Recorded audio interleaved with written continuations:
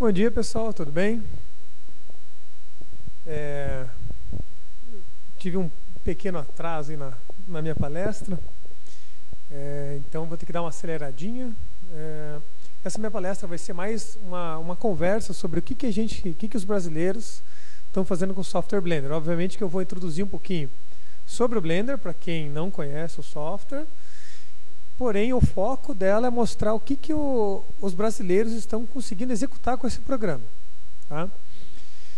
Essa imagem inicial aqui, não fui eu que fiz, eu gostaria de ter feito, mas não fui eu que fiz. Tá?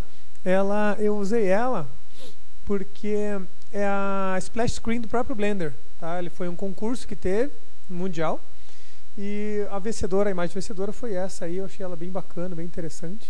Tá? Que utiliza várias funções do Blender, que a versão atual é o 2.74.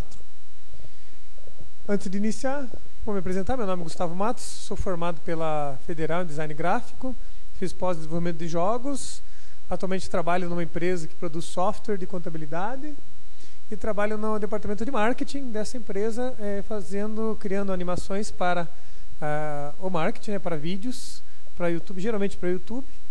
Né? E também atendo o departamento de treinamento deles, fazendo gravações em vídeo e editando também todo esse material. Puxa, então lá quer dizer que eles usam software livre em todos os lugares? Não necessariamente. Tá? Eu utilizo 80% mais ou menos em software livre, mas ainda tem alguns softwares que a gente utiliza, são softwares proprietários, porque não conseguimos encontrar, pelo menos até o momento, softwares equivalentes. Tá? Aqui eu utilizei os dois loginhos aqui do Blender, do próprio Blender lá em cima, e ali o login que a gente já vai ver depois da comunidade do Blender Brasil, que ajuda muito a gente a conseguir desenvolver o programa e a gerar conteúdo para a gente vir falar nas palestras. Então, como eu disse, o que é o Blender, para quem não sabe? É um software que faz animação, modelagem, renderização.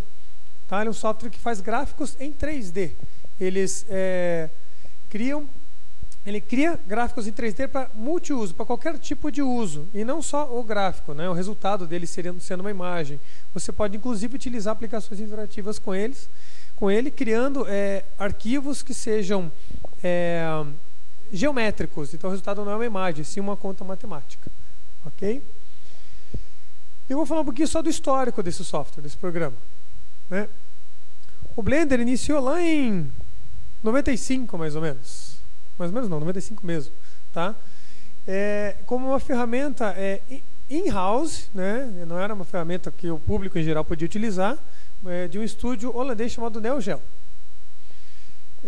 O criador desse programa, chamado Tom Rosendahl, que eu vou falar um pouquinho sobre ele daqui a pouco, vou mostrar um pouquinho ele.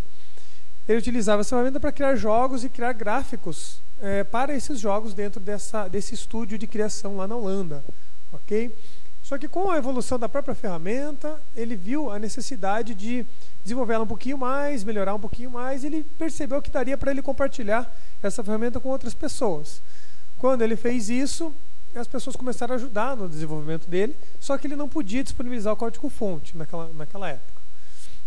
Como ele viu que a ferramenta fez muito sucesso, ele decidiu sair do estúdio e abrir uma empresa própria. Né? Aqui embaixo vocês podem ler, não sei se dá para ler daí de longe, tá? Not a Number. Ele criou essa empresa para suportar o Blender e o desenvolvimento dele. Aí ele começou a pegar capital, né? Abriu uma empresa comum, mesmo uma empresa de desenvolvimento de software, e foi desenvolvendo o próprio Blender. Só que o modelo de negócio dele na época não era tão adaptado ao mercado. Aí essa empresa não funcionou e ele teve que fechar as portas naquele momento, tá? Devendo um monte de grana. Só que tinha muitas pessoas, empresas que tinham comprado o software, que tinham utilizado bastante o software. Ele era um software legal, um software bacana. Aí o que aconteceu? Ele teve uma ideia, ele criou uma fundação e falou: então vamos fazer o seguinte, eu preciso pagar os caras, eu não tenho dinheiro, então eu tenho que arranjar o dinheiro de algum lugar. Aí ele fez um clamor, digamos assim, e criou uma campanha chamada Free Blender Fund, tá? Que é um fundo de libertação do Blender.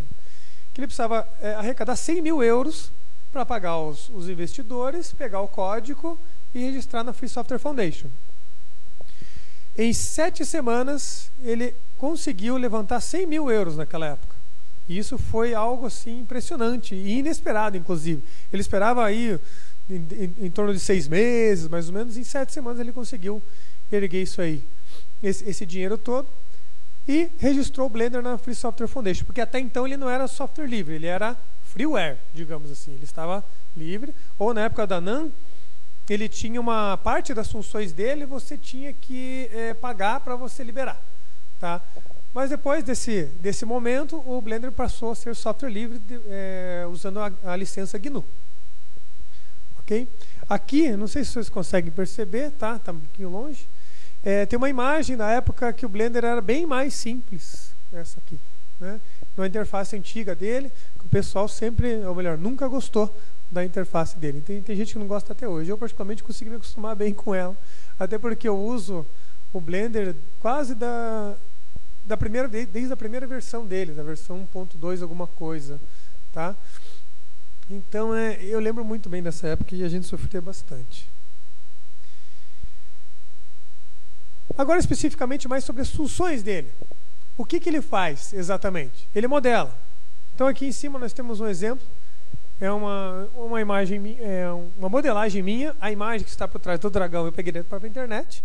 Tá? Eu modelei por cima, então você pode fazer uma modelagem relativamente complexa nele. Relativamente não, bem complexa. Você pode criar coisas realmente fantásticas com ele.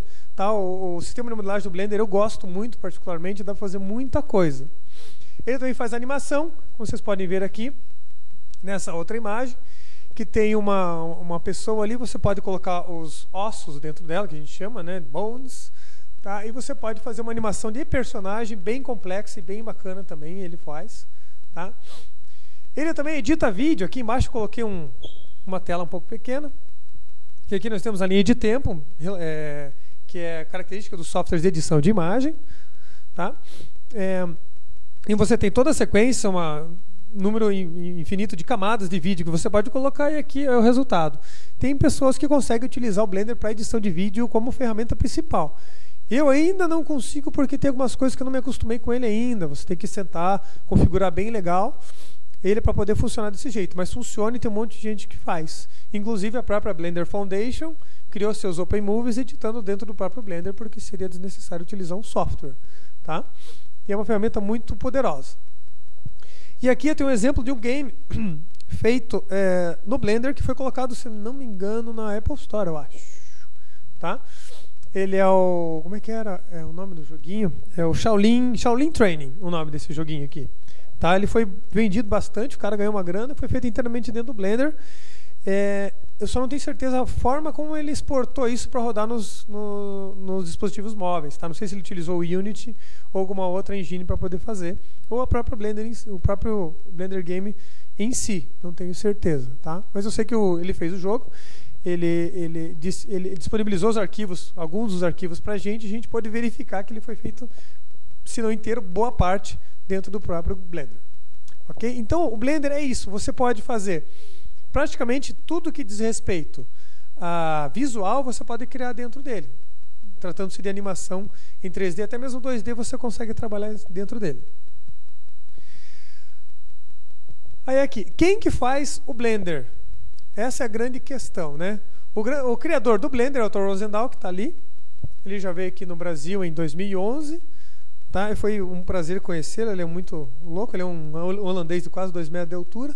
O cara é muito louco mesmo, mas muito gente boa. E ele criou o Blender naquela época. E essa outra foto aqui é dos outros desenvolvedores do Blender, que somos nós mesmos. A comunidade, nós todos ajudamos a desenvolver o Blender. Puxa, mas eu não sou programador, como é que eu ajudo a desenvolver o Blender? Você ajuda utilizando, mostrando para as outras pessoas, informando bugs, né? Desenvolvendo o seu próprio trabalho dentro do Blender e mostrando que foi feito com ele, por meio de você, né? Você é o principal e o Blender é a ferramenta. Então você ajuda a desenvolver o Blender a partir do momento que você usa e mostra como foi feito, para quem foi feito, né? E aqui é o resultado do evento que foi feito lá em Salvador. Então todo esse pessoal aqui ajuda muito o Blender a se desenvolver. E não só isso aqui no Brasil, né? Mas a comunidade internacional inteira também. Aqui, por exemplo, nessa foto, nós temos 2 desenvolvedores e um tradutor direto do Blender, que trabalha direto com a Fundação Blender, aqui do Brasil. E qualquer pessoa pode fazer isso. Isso eu acho muito bacana. Aí falando sobre a nossa comunidade global do Blender. Eu tenho um exemplo bem contundente, que seria a Blender Nation. A Blender Nation, ela é a comunidade principal, digamos assim, do mundo, né? Internacionalmente falando, é onde o pessoal mais se encontra, digamos assim, e procura referências e informações internacionais. Obviamente está tudo em inglês.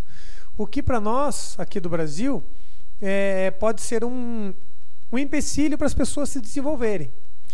Aí a gente foi lá e criou o site, o Blender Brasil, que é o blender.com.br, tá? A qual atualmente eu administro, e junto com outras pessoas a gente mantém ele funcionando, tá? Sem nenhum, com o nosso próprio esforço. Não existe um patrocínio de uma empresa ou de alguém, ou a gente ganha grana com o Blender, com o site do Blender. A gente não ganha nenhum centavinho. Gostaria de ganhar, né? Mas pelo menos no momento a gente ainda não ganha. É mais um trabalho voluntário, sim, tentando promover o uso, o conhecimento, e a gente compartilha informações dentro do site. E não só eu que vou lá, coloco, as pessoas absorvem. A gente, como comunidade, as pessoas entram, alimentam o site com informações para a própria comunidade. É uma coisa que como é que eu posso dizer? Ela se retroalimenta, digamos assim, né? A própria comunidade cria seu conteúdo e publica lá, conversa, discute. É bem legal, assim, o respaldo que a gente tem. O site do Blender surgiu em 2001 e eu passei a administrá-lo a partir de 2003. Ok? Então já tem mais de 10 anos de estrada, né? Se a gente for analisar bem mais de 10 anos de estrada. O que a comunidade faz? Usa o Blender. Só usando o Blender você já ajuda a desenvolver o programa. Só que o principal mesmo realmente é o uso. A comunidade também é o quê? Compartilha informações. Se você usar e manter as informações contigo, você vai ter a sua informação. Mas, eventualmente, as pessoas vão deixar de compartilhar informações com você se você não compartilhar com elas. Então, a troca de informações é muito importante para todos aqueles que compartilham. Por isso que a gente sempre procura, no site, dizer, pessoal, sempre que vocês tiverem alguma dúvida, perguntem. E sempre que vocês tiverem uma resposta, respondam. E todas essas ações ajudam a desenvolver o Blender. E algumas pessoas, alguns desenvolvedores aqui do Brasil, ajudam no desenvolvimento direto do Blender, desenvolvendo funções em programação. Lá eu não sou programador, mas eu tenho alguns colegas que são programadores e ajudam diretamente a Fundação Blender aqui do Brasil. Eles enviam código para lá, eles analisam e, se funcionar bem, eles implementam. Deixa eu verificar que eles estão aqui. Aí agora eu entro no foco principal da minha palestra, rápida palestra aqui, sobre o que os brasileiros estão desenvolvendo. Eu coloquei destaques ali, só que aqui só são alguns. É uma listinha que eu mesmo compilei. Só que existem muito mais destaques no Brasil a serem que deveriam estar aqui, mas eu não vou conseguir colocar todo mundo. Eu gostaria, mas eu não vou conseguir colocar todo mundo. Vou colocar alguns. Claro que eu vou começar por mim mesmo, né? Eu não posso dizer que eu sou um destaque na comunidade, mas eu consigo desenvolver alguns trabalhos que eu gostaria de mostrar para eles. Eu não vou fazer uma demonstração do meu portfólio deles, só mostrar o que alguns grupos brasileiros fazem e o que o Blender consegue fazer e aonde que eles estão conseguindo aplicar. O Blender já foi aplicado em alguns lugares que as pessoas nem imaginam que é possível aplicar um software 3D naquilo. Tá? Aqui, no meu caso, eu utilizei para fazer aquela imagem ali da Ferrari. Eu gosto dessa Ferrari desde que eu era pequenininha, tem até o carrinho pequenininho. E eu sempre quis modelar essa Ferrari e ver se eu conseguiria desenvolver essa imagem que ela ficasse satisfatória. Então eu sentei, me dediquei e consegui desenvolver essa imagem. Só que quando eu terminei a imagem, ela não era desse jeito aqui. Ela estava um passo antes de chegar nesse resultado. Aí eu postei na internet essa imagem. Aí um colega lá da comunidade Blender falou, olha, eu tomei liberdade de pegar aquela imagem da sua Ferrari e eu apliquei alguns efeitos de luz, de ambientação, dei uma mexida nas cores, dei uma corrigida nas cores. O que você acha? Falei, ótimo, maravilha, pô, eu agradeço muito você pegar, usar o seu tempo para melhorar a minha imagem. Aí eu perguntei, posso publicar e colocar seu nome? Ele, claro. Aí, esse resultado. Ou seja, a imagem daquela Ferrari é o resultado de uma colaboração de pessoas que nunca se viram. Mas ficou um trabalho legal, ficou bacana. Eu gostei particularmente.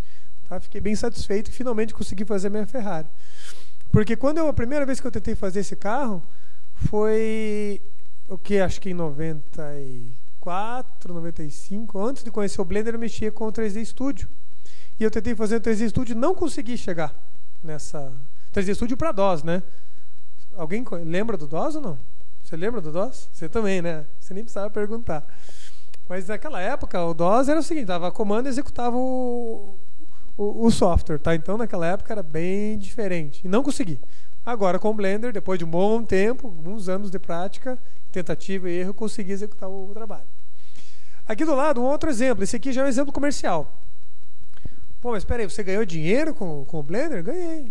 Inclusive, eu ganho agora. Meu salário advém do meu uso do Blender no meu trabalho. Tá? Puxa, que legal, porque as pessoas usam, a maior parte por diversão, por hobby. O pessoal acha que software livre é hobby. Tá? E não é. Eu ganho minha grana com o Blender, sobrevivo dele. Sem ele, não daria. Ou eu trabalhei em outra coisa. Esse trabalho aqui foi para a editora Luz e Vida. Não sei se o pessoal aqui conhece a editora Luz e Vida. Ela aqui pelo menos uma das sedes, ou não sei se é a sede, é aqui em Curitiba mesmo. E eles detêm o direito do esmilinguido. Eles queriam fazer uma revista eletrônica que rodasse em tablets. Só que essa revista eles queriam utilizar o esmilinguido e alguns outros personagens em 3D.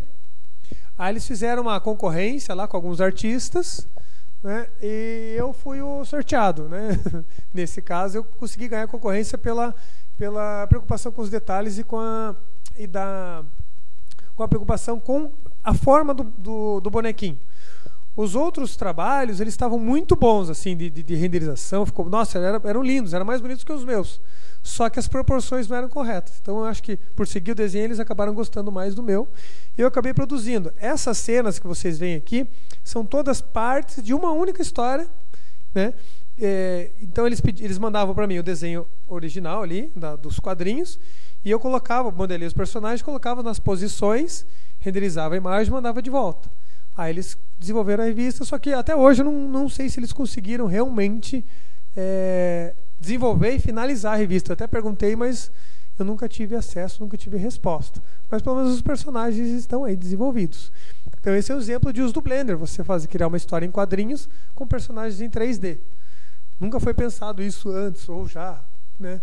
Mas pelo menos eu nunca trabalhei com quadrinhos com o Blender. Sempre trabalhei com animação para comercial, para TV, esse tipo de trabalho. Nunca para... não sei se dá para chamar impresso, porque não é impresso, né? Mas seria um gibi virtual. O meu portfólio está ali embaixo, tá? E eu sou um dos usuários felizes do Blender aí há uns bons anos, aí desde 97, 98 mais ou menos. Aí agora eu vou falar de alguns outros colegas de Blender, digamos assim, que utilizaram o Blender em seus respectivos empregos ou trabalhos ou atividades. Nesse caso aqui, o Cícero Moraes, ele conseguiu levar o Blender a um outro patamar. Ele descobriu que ele gostava de reconstrução facial forense. É uma coisa bem específica. Só que ele também gostava do Blender. Aí ele falou, será que eu consigo aliar duas coisas que eu gosto, o Blender e a reconstrução facial forense numa coisa só?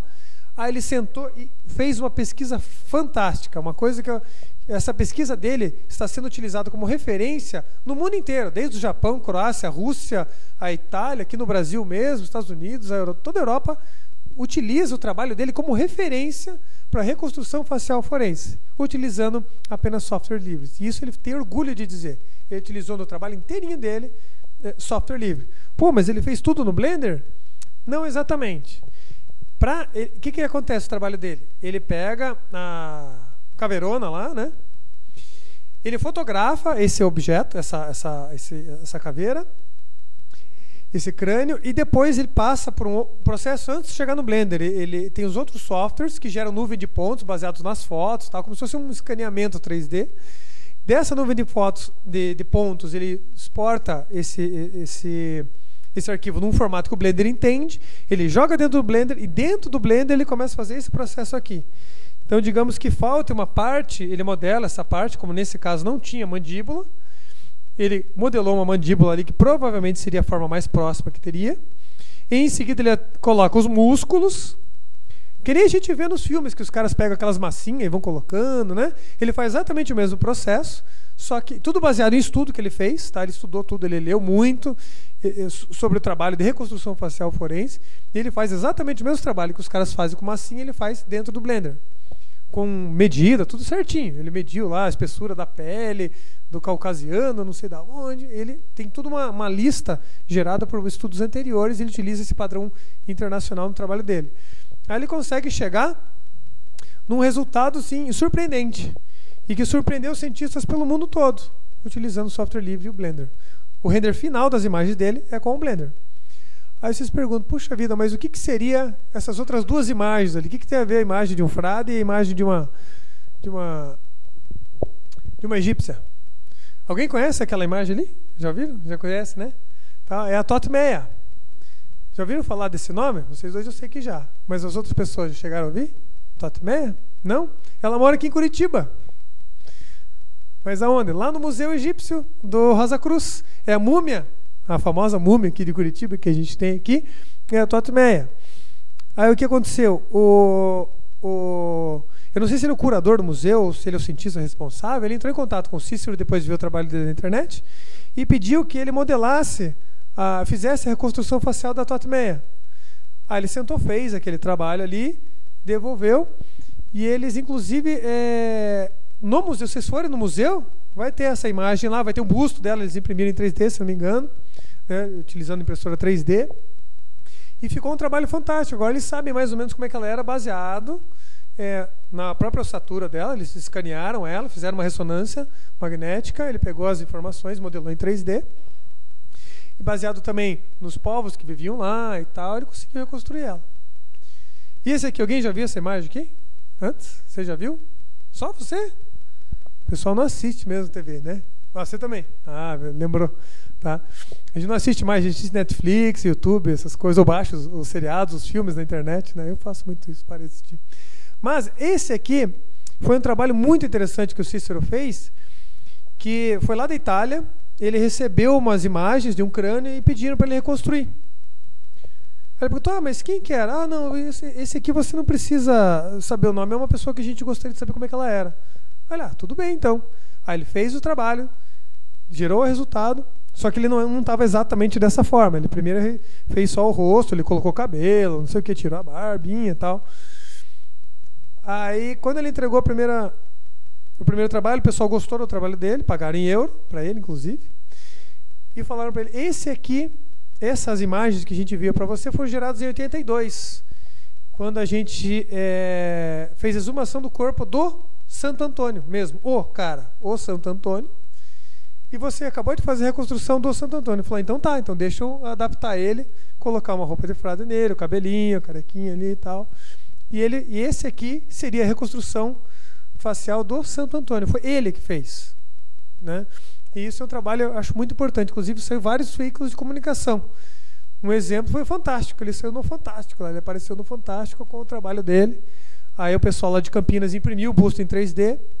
Eles levaram para a Itália. Ele foi para a Itália, apresentou o trabalho dele naquelas universidades bem antigas, assim, que tem as cadeiras são altas, assim, tudo de madeira, tal. Foi bem bacana. Então, o trabalho dele é referência mundial naquilo que ele faz. Tudo com software livre e a finalização é dentro do Blender. Agora, eu vou falar um pouquinho sobre um dos desenvolvedores do Blender aqui do Brasil, que é o Dalai Felinto. Ele conheceu o Blender através do site do Blender Brasil, e ele desenvolveu um livro junto com outro desenvolvedor do Blender internacional, que é aquele ali, que é o Game Development with Blender. Então você pode desenvolver jogos dentro do Blender, e como ele é programador, ele adora jogos também, criar, né, códigos. Esse livro está à venda na Amazon, se não me engano, tá? E não é muito caro não, dá para comprar e é legal, sabe? Está todo em inglês, óbvio, tá? Ele criou em conjunto com outro cara, então eu acho que com o parceiro dele que não fala português, então eles não fizeram uma versão em português desse livro. E aqui é o trabalho mais recente dele. Aqui atrás nós temos um óculos de visualização em realidade virtual, e ele está criando para o Blender, dentro do Blender, uma forma de você conseguir gerar o arquivo para visualização em dispositivo de realidade virtual. E isso é muito bacana porque está começando, finalmente está começando essa história de você conseguir ter acesso a esses dispositivos, porque antigamente esses dispositivos custavam aí mais ou menos $90 mil para você ter um. E era praticamente impossível de você conseguir um desse. E hoje em dia, a gente sabe que o PlayStation está procurando implementar um desses aí, então, se o Blender já puder estar à frente nisso, você já pode desenvolver alguma coisa para o PlayStation, por exemplo. Deixa eu ver, mas, então, atualmente ele é o desenvolvedor Blender, ele está atuando diretamente, ele fez várias funções dentro do próprio Blender que a gente utiliza hoje, foi o próprio brasileiro que fez, um camarada nosso, que está aí. Claro, ele foi posterior, ele trabalha lá para a Blender Foundation metade do período dele, remotamente. Okay? Você pode acessar alguma coisa sobre ele na www.blendernetwork.org, que seria a rede do Blender no Brasil, no internacional, que tem as informações sobre ele, se quiserem dar uma olhadinha. Depois, tem o Tayson Fries, que é um cara que ele apareceu lá em 2011, lá naquela conferência do Blender, que o Tom Rosendahl estava aqui. Eu particularmente não conhecia o trabalho dele. Quando ele foi lá, todo mundo ficou impressionado com o trabalho dele, porque várias propagandas que a gente vê na TV foi ele que fez, através do estúdio dele, em cooperação com outras produtoras de São Paulo. Ele está baseado em São Paulo agora. Eu queria mostrar o trabalho dele e tal, mas não vai dar tempo, infelizmente. Mas é interessante para quem tiver interesse ir atrás desse nome, Tayson Fries, e o site dele, da empresa dele, é ovniofx.com.br. Ele fez propaganda para a Brahma, para a Varig, para o Brilhante, para a Natura, se não me engano, aqui. Tá?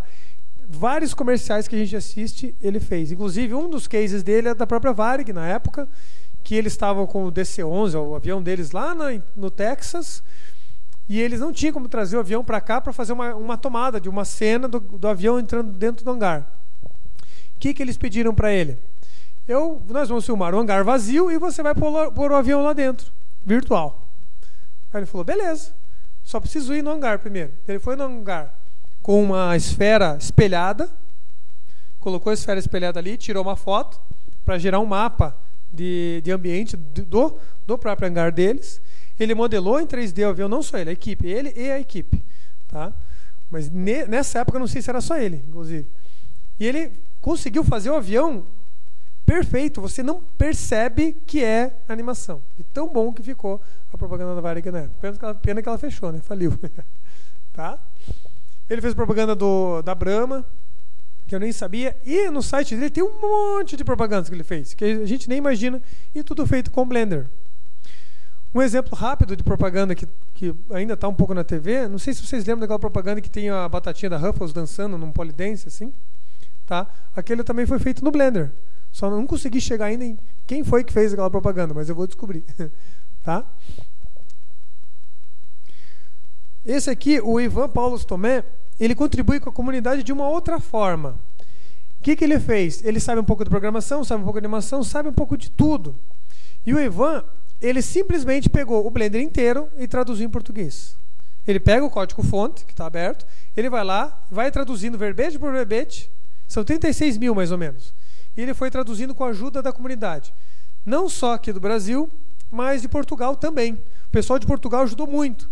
E ele fez não só o PT-BR, como o PT-PT também. Então ele desenvolveu todo esse trabalho. Se o Blender está em português, é por causa desse cara aqui. Então ele sentou lá e falou, agora eu vou pegar esse negócio e vou traduzir. E muitas pessoas utilizam o Blender só em português, não utilizam em inglês, porque eles têm dificuldade com a língua. Então uma contribuição maior do que a do Ivan, para nós, são raras, elas, tá? Tirando o Dalai, né? E pessoas que advogam para o Blender. Mas essa contribuição dele foi fundamental para que pessoas que não têm acesso a softwares mais caros consigam conhecer a tecnologia e consigo decidir se vão utilizar ou se não vão utilizar, se vão atrás ou não. Então isso pode influenciar na vida do cara. Então esse trabalho foi realmente fantástico e ele mantém até hoje. Então se você pegar o Blender lá, o 274, e for lá colocar fontes internacionais, que a nossa fonte tem cedilha, acento, e você colocar em português, é por causa dele. Depois aqui um outro destaque, que eu não sabia também, ele surgiu do além, ele estava em São Paulo, num estúdio chamado Casa da Árvore. Ele criou a propaganda da Tirol, ele trabalhava dentro do estúdio, não era dele.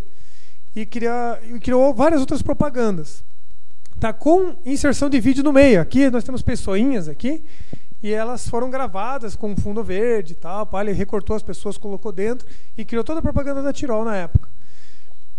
Essa outra imagem, o nome dele é Everton Schneider. Foi particularmente interessante porque ele, no estúdio eles utilizam o Cinema 4D. É um software excelente. Mas eles não conseguiram fazer essa imagem. Colocar um monte de brinquedo, e esses brinquedos meio que explodem um pouco assim, e esse letreiro sai.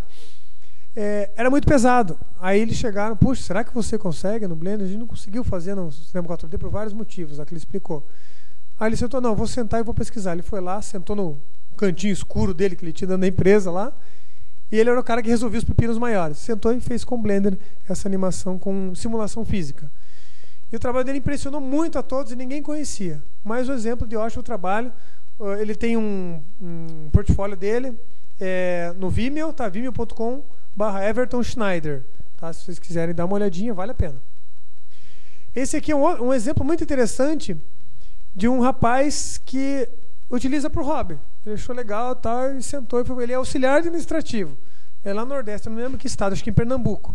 Ele trabalha auxiliar administrativo e consegue fazer imagens assim, personagens e carros assim. É um trabalho excelente que ele tem. Tanto é que o Tayson Frois chamou ele para trabalhar com ele. Então agora o Paulo Ricardo Ribeiro, que é o Ricardo 3D, está trabalhando com o Tayson Frois no novo filme do Blender, que é o projeto Gooseberry. Depois tem mais um companheiro aqui de Curitiba, tá? É o Elton Velho Hippie Ribeiro. O trabalho dele é um pouquinho diferente, não trabalha com vídeo, não trabalha com nada nesse aspecto. O que ele faz? Ele projeta peças no Blender, primeiro, exporta essas peças para um software de CNC, né, que é utilizado para recorte, laser, essas coisas, e ele vende esses projetos. Aí pessoas do Brasil compram esses projetos e utilizam máquinas de CNC e montam esse projeto. Então, na realidade, ele cria esculturas, digamos assim, digitais, que depois vêm a serem reais através desse tipo de máquina. Tá? Ele, inclusive, montou a máquina CNC que ele tem, que algumas ele mesmo faz e vende, né? Do lixo, ele disse. Ele chega assim, eu ia no lixão, eu pegava uma peça assim, uma peça assado, eu tive que comprar só 2 peças, se não me engano, 2 controles lá, e ele montou a máquina dele de CNC do lixo, e agora ele consegue fazer trabalhos assim, ele projeta os trabalhos e vende. Ele projeta coisas desse tamanho, já projetou coisas de 2 metros, que é displays e tal, tudo recortado. O circuito dele, no caso, não era laser, o dele é com broca mesmo, né? Ele vai escavando a máquina dele vai escavando na madeira, aquilo lá, geralmente madeira, e ele monta, faz essas montagens. É um trabalho muito bacana, ele não vence de tanta coisa que ele tem que produzir. Tudo com o Blender e alguns outros softwares acessórios. O Vitor Balbil, esse é o último, tá, gente? Só para vocês saberem, eu tenho pouco tempo. O Vitor Balbil, ele começou com uns 14 anos no site do Blender Brasil também, e ele começou a pesquisar simulações interativas de ambientes. Então isso que vocês estão vendo aqui não são imagens estáticas, são aplicações em tempo real, como está escrito aqui embaixo, tá?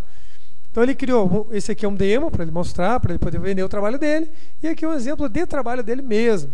Então a construtora chegou para ele, eu queria que meus clientes vissem o apartamento, como é que ele vai ser, mas eu queria que eles andassem dentro do apartamento, eu queria que eles olhassem o apartamento de todos os ângulos, que eles vissem a planta. Pena que eu não tive acesso a essa aplicação para mostrar para vocês. Mas em algum determinado momento ele gira esse prédio todo e tem uns indicadores aqui dos andares. Aí a câmera vai lá por cima e vai descendo andar por andar e vai mostrando a planta baixa de todos os apartamentos, todos os andares. É muito show, a aplicação ficou muito legal. Ele desenvolveu outras aplicações também. alguns joguinhos e outras aplicações de simulação de qualquer coisa. Inclusive, um deles é um aviãozinho, assim, chama... Como é que era o nome do aviãozinho? Eu esqueci. Carcará, o nome do aviãozinho. Esse aviãozinho era não tripulado e ele passaram o projeto para ele simular o Carcará no Blender, como é que ficaria, e ele conseguiu. Com o Blender e com outras engines, ele conseguiu gerar esse trabalho. Então, o que os brasileiros estão fazendo com o Blender? O que você imaginar. Desde animação até coisas reais com impressão em 3D. Existem livros para isso, inclusive, para o Blender. Filmes, comerciais, efeitos especiais, educação à distância. No meu caso, eu faço animação para isso também. Então, o Blender, não é o Blender que vai definir o que você vai fazer. É você que vai definir o que o Blender vai fazer por você. E um dos maiores exemplos disso é o próprio Cícero Moraes. Eu gostaria de agradecer a presença de todos aqui, ao convite do pessoal do FreeSol, o Paulo, a Fabs, que é a minha companheira de sempre, inclusive comecei a aprender Blender com ela, há milhares de anos atrás. Tá? E eu gostaria de saber se alguém tem alguma pergunta, algum comentário, alguma coisa para dizer.